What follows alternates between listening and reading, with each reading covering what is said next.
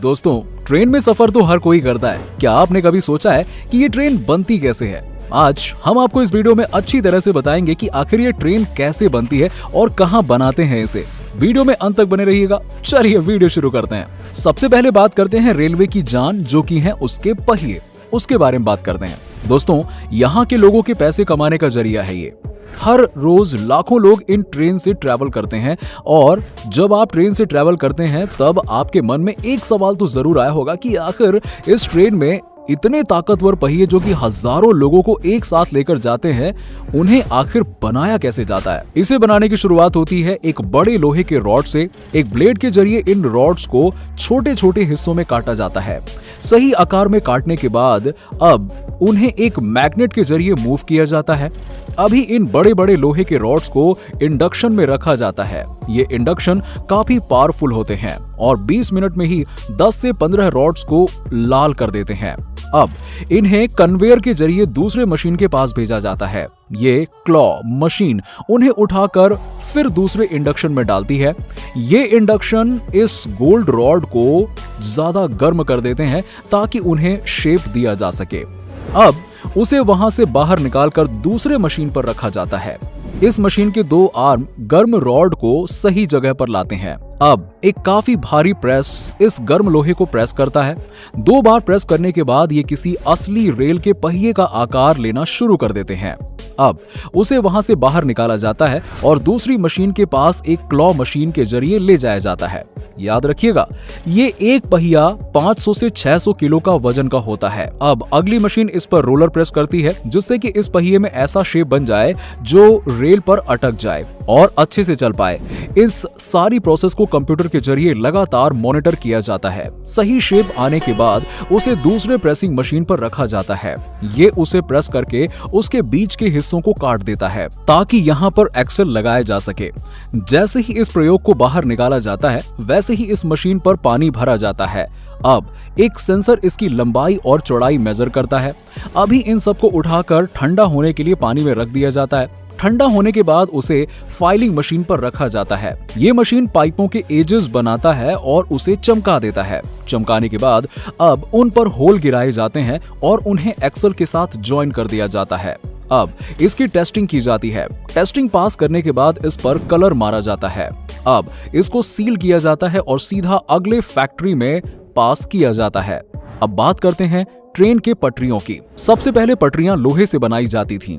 अब वो पटरियां या तो जंग लगकर टूट जाती थीं या फिर बार बार ट्रेन उस पर से जाने की वजह से साइज में कम हो जाती थीं। इसीलिए आखिर में उन्हें स्टील से बनाया जाने लगा। जो फैक्ट्री हम आपको दिखाने जा रहे हैं वो पटरी बनाने के लिए रिसाइकल चीजों का इस्तेमाल करती है। सबसे पहले एक इलेक्ट्रोमैग्नेट के जरिए स्क्रैप को उठाकर एक कंटेनर में डाला जाता है। अब कंटेनर फुल होने पर ट्रक इसे लेकर दूसरे वेयर हाउस में जाता है। अभी क्रेन इस कंटेनर को उठाकर फर्नेस में डालता है। अब इलेक्ट्रिक करंट के जरिए सारे स्क्रैप को 1600 डिग्री सेल्सियस तक पिघलाया जाता है। अब इस लावा को एक कंटेनर में डाला जाता है। अब इस लावा को एक ट्यूब के जरिए एक सांचे में डाला जाता है। अब एक पावरफुल टॉर्च इन्हें 3.5 मीटर में काट देता है। अब क्रेन इन्हें फर्नेस में डालती है जहां पर इन्हें 5 घंटों के लिए फिर से 1200 डिग्री सेल्सियस पर गर्म किया जाता है। अब इस लाल स्टील को कन्वेयर के जरिए दूसरे मशीन में लाया जाता है। अब जैसे ही ये गर्म स्टील ब्लॉक इस रोलर के अंदर जाता है वैसे ही वो लंबा होने लगता है। जब ये इसके नीचे से 3 से 4 बार गुजर जाता है तो वो पहले के साइज से 4 गुना लंबा हो जाता है। अब ब्लेड इन्हें फिर से 4 हिस्सों में काट देता है। अब फिर से इन्हें गर्म होने के लिए फर्नेस में डाला जाता है।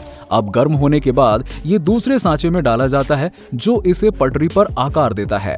अब बात करते हैं आपको अपने शहर तक पहुंचाने वाले ट्रेन के डिब्बों के बारे में। डिब्बों को कैसे बनाया जाता है? इसे बनाने की शुरुआत होती है बड़े बड़े स्टील के शीट को एक साथ जोड़ने से। वर्कर इन शीटों को काफी सटीकता से जोड़ते हैं ताकि कोई हादसा ना हो। डिब्बों के हर एक साइड को अलग अलग बनाया जाता है। अब सारी चीजों को एक साथ लाया जाता है और उन्हें जोड़कर डिब्बों का आकार दिया जाता है। इसके लिए वो बड़े बड़े क्रेन का इस्तेमाल करते हैं।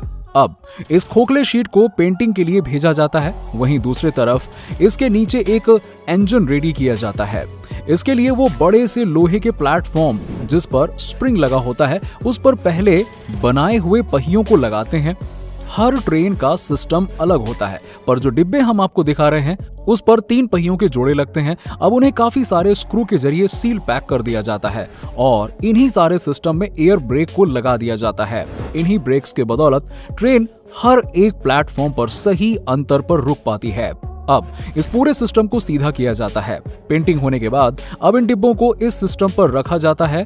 अब उनकी इंटीरियर डिजाइनिंग की जाती है। इस फर्निशिंग में सारे तरह के काम आ जाते हैं, जैसे फ्लोरिंग, पैनलिंग, सीट, होल्डिंग बार, पानी की सुविधा, टॉयलेट और बिजली की सुविधा। इन सारे कामों को काफी कुशल कारीगर द्वारा किया जाता है। अब डिब्बों के ऊपर फाइनल पेंटिंग करके उनकी फिनिशिंग की जाती है। दोस्तों, चलिए अब आपको कुछ और बातें भी बताते हैं। भारतीय रेल वर्तमान में डीजल और इलेक्ट्रिक इंजन का इस्तेमाल करता है। भारतीय रेलवे पहले भाप इंजनों का भी इस्तेमाल करता था, लेकिन अब भाप इंजनों का इस्तेमाल सिर्फ हेरिटेज ट्रेनों के लिए ही किया जाता है। अब आपके मन में ये बात तो जरूर आती होगी कि आखिर ये रेल के इंजन बनते कहाँ हैं? ये शायद ही आप जानते होंगे, इसलिए आज हम आपको इंजन बनाने वाली फैक्ट्री के बारे में बता रहे हैं। Number 1, Bharat heavy electricals limited. Bharat heavy electricals limited यानी कि BHEL या भेल भारत में सार्वजनिक क्षेत्र की इंजीनियरिंग व निर्माण क्षेत्र की सबसे बड़ी कंपनी है। कंपनी ने भारतीय रेलवे को हजारों इलेक्ट्रिक इंजनों, DE locomotives, electric multiple unit, track रखरखाव मशीन की आपूर्ति की है। BHEL या भेल ने ही WAG7 विद्युत लोको का निर्माण किया है। Number 2, Chittaranjan Locomotive works.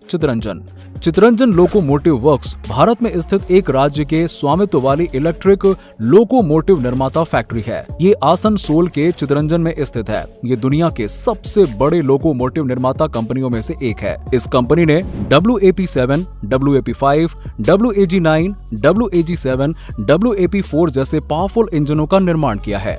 Number 3, diesel rail engine कारखाना वाराणसी। भारत के वाराणसी में स्थित डीजल रेल इंजन का कारखाना है, जो भारतीय रेलवे को डीजल इलेक्ट्रिक इंजन और इसके स्पेयर पार्ट्स का निर्माण करता है। ये भारत में सबसे बड़ा डीजल इलेक्ट्रिक लोकोमोटिव निर्माता है। फिलहाल DLW, EMD, GT46 MAC और EMD GT46 PAC लोकोमोटिव्स का निर्माण कर रहा है, जो भारतीय रेलवे के लिए इलेक्ट्रोमोटिव डीजल पूर्व GM EMD से लाइसेंस के तहत है। इसके पूर्व EMD लोकोमोटिव उत्पादों में WDP4, WDP4D, WDG5 जैसे लोकोमोटिव शामिल हैं। नंबर 4, डीजल लोको आधुनिकीकरण निर्माता पटियाला। डीजल लोको आधुनिकीकरण वर्क्स भारत में पंजाब राज्य के पटियाला में स्थित है। पहले इसे डीजल कंपोनेंट वर्क्स के नाम से जाना जाता था।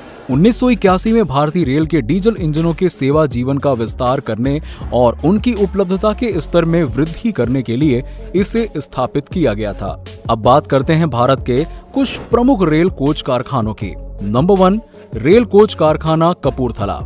रेल कोच कारखाना कपूरथला की स्थापना 1986 में हुई थी।